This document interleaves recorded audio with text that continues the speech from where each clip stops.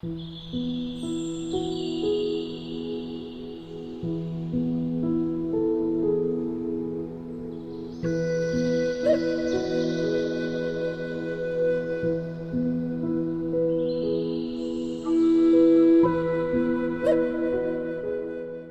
बच्चों, मेरा नाम है नन्ही बैत और हम दोबारा मिल गए हैं एनएलसी की पाठशाला में। कैसे हैं आप सब?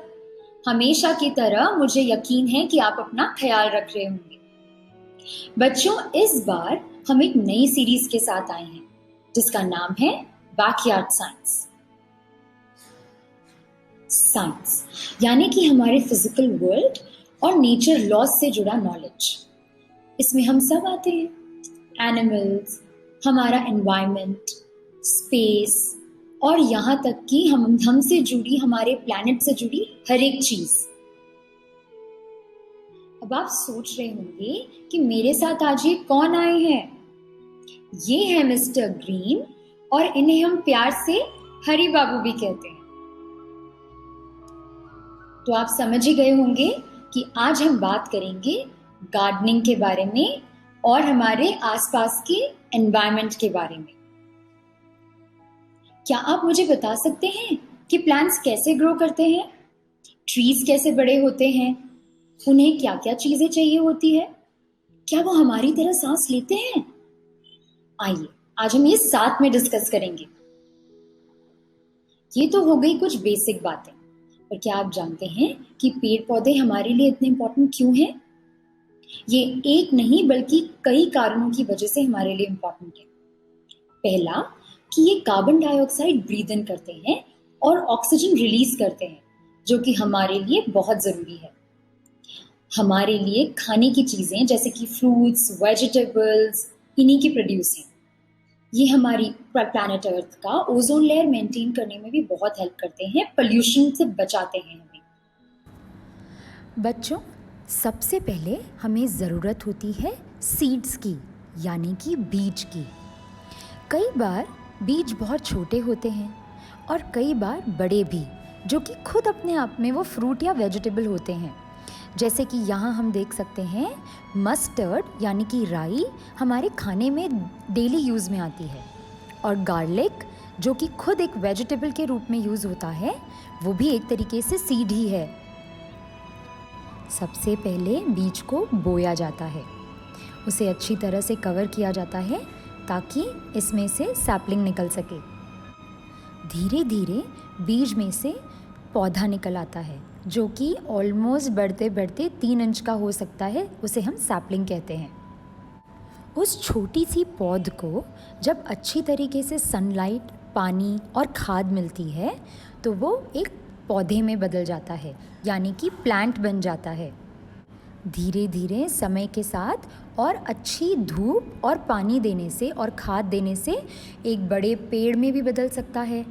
जब वो पेड़ में बदल जाता है तो उसमें हम फूल या फिर फ्रूट्स आने का इंतज़ार करते हैं। कुछ पेड़ हमें फूल देते हैं और कुछ हमें फ्रूट्स एंड वेजिटेबल्स। उन पेड़ों पर जब फल पक जाते हैं तो हम उन्हें तोड़कर यूज़ में ले लेते हैं। तो आइए बच्चों, जानते हैं कि पौधों के क्या पार्ट्स होते हैं। सबसे निचला हिस्सा होता है रूट्स का। ये ज़मीन के अंदर होता है और ज़मीन में से यानी कि मिट्टी में से ज़रूरी न्यूट्रिएंट्स, पानी खींचकर ऊपर की तरफ भेजता है। उसके बाद आता है स्टेम। स्टेम इन सारी चीज़ों को ऊपर बाकी हिस्सों में पहुंचाने के काम आता है और ये प्लांट की मेन बॉडी होती है। इसके बाद आते हैं फ्लावर्स, जिनके बारे में हम ऑलमोस्ट सब जानते हैं। इनमें होते हैं पोलन्स। ये काम करते हैं इस पेड़ की बाकी जगहों पर ग्रोथ का, यानी कि रिप्रोडक्शन का। क्या आप जानते हैं कि हनी बीज, बटरफ्लाइज, ये जब इन फ्लावर्स पर बैठकर इनका जूस सक करती हैं तो ये पोलन्स इनके पैरों में चिपक जाते हैं और ये जहाँ जहाँ बैठती हैं वहाँ वहाँ ये पोलन्स गिरते हैं। कभी कभी हवा भी इसमें मदद करती है और जहाँ जहाँ ये पोलन्स लगते हैं वहाँ वहाँ और पौधे उगते जाते हैं। नेक्स्ट पार्ट है फ्रूट्स। फ्रूट्स इन पौधों की उपज है, यानी कि हमारे लिए सबसे इम्पॉर्टेंट चीज़ है ना। इसके बाद आती है लीफ, जो कि सन रेज को ट्रैप कर कर पूरे पेड़ के लिए खाना बनाने का काम करती हैं। है ना बहुत इंटरेस्टिंग बात? आइए बात करते हैं हमारे फॉरेस्ट्स की। क्या आप जानते हैं कि पूरे वर्ल्ड में मेनली 3 फॉरेस्ट्स हैं, डेसिडुअस, रेन फॉरेस्ट और एवरग्रीन फॉरेस्ट। डेसिडुअस का मतलब होता है जो कि ऑटम के सीजन में यानी कि पतझड़ के मौसम में अपनी लीव्स को शेड करते हैं। ऐसे ट्रीज को डेसिडुअस कहा जाता है। रेन फॉरेस्ट गर्म लेकिन बारिश वाली जगहों पर होते हैं और यहाँ पर कभी कभी तो 10 मीटर तक रेनफॉल होती है। नेक्स्ट है एवरग्रीन फॉरेस्ट, यानी कि एवरग्रीन फॉरेस्ट में जो पेड़ होते हैं उनकी लीव्स कभी भी शेड नहीं होती। उन पर बर्फ जम भी जाती है तो भी उनकी पत्तियां झुक जाती हैं और बर्फ फिसल कर नीचे आ जाती है, यानी कि ये एवरग्रीन होते हैं। ओके, मिस्टर ग्रीन का सजेशन है कि आज मैं आपके साथ मिलकर एक लीफ आर्ट बना। जो आर्ट लीफ एनाटॉमी पे बेस्ड होता है उसे हम कहते हैं लीफ आर्ट। लीफ एनाटॉमी का मतलब है स्टडी ऑफ लीव्स। अब आपको पता है कि दुनिया में कितनी शेप की लीव्स हैं? ओह, ये बताना तो मुश्किल होगा, लेकिन इस लीफ आर्ट को बनाना बिल्कुल मुश्किल नहीं है। आइए हम साथ में मिलकर बनाते हैं। आज हम बना रहे हैं लीफ आर्ट, जिसमें हम बनाएंगे फिशेस।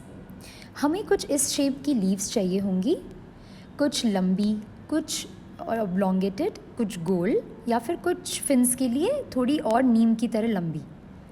हमें फेक वाली आइस यानी कि क्राफ्टिंग आइस चाहिए होगी, Fevicol, a whitener and some pipe cleaners, जिससे हम नीचे के कोरल्स बनाएंगे।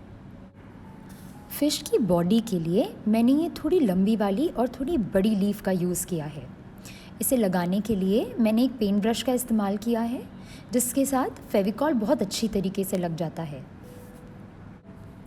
फ़िश की बॉडी के बाद उसकी टेल और उसकी फिन्स बनाने के लिए मैंने नीम की पत्ती और सूखी हुई अशोक की पत्तियों का इस्तेमाल किया है।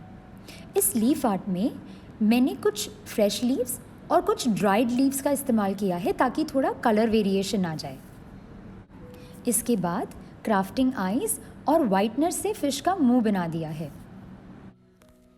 इसी के ऊपर हमने एक बेबी फ़िश भी बनाई है, जिसके फिन्स के लिए मैंने नीम लीव्स का यूज़ किया है और टेल के लिए कुक पाइन का यानी कि इंडियन क्रिसमस ट्री की लीव्स का यूज़ किया है। फिशेस के आसपास के एक्वेटिक प्लांट्स के लिए मैंने यूज़ किया है छोटी पतली विद्या की लीव्स का और कुछ पाइप क्लीनर्स को काट कर कोरल्स बनाए हैं। अब ब्राउन स्केच पेन से आप ओशन बेड बना लीजिए और ब्लू पेन से बबल्स। इसमें वाइटनर की मदद से मैंने कुछ टेक्सचर दिया है लीव्स के ऊपर। लीजिए, हो गया हमारा आर्टवर्क तैयार। एक टिप मैं आपको और दूंगी, थोड़ी सी कॉफ़ी और पानी मिलाकर एक कॉफ़ी पेस्ट तैयार कर लीजिए। ब्रश की मदद से इसे ओशन बेड में फिल कर दीजिए। इससे आपका आर्टवर्क और भी ब्यूटीफुल लगेगा। मिस्टर ग्रीन और मुझे आपके साथ ये एक्टिविटी करके बड़ा मज़ा आया। आई होप आप सबने भी इंजॉय किया। मिलते हैं नेक्स्ट वीक, तब तक के लिए बाय बाय।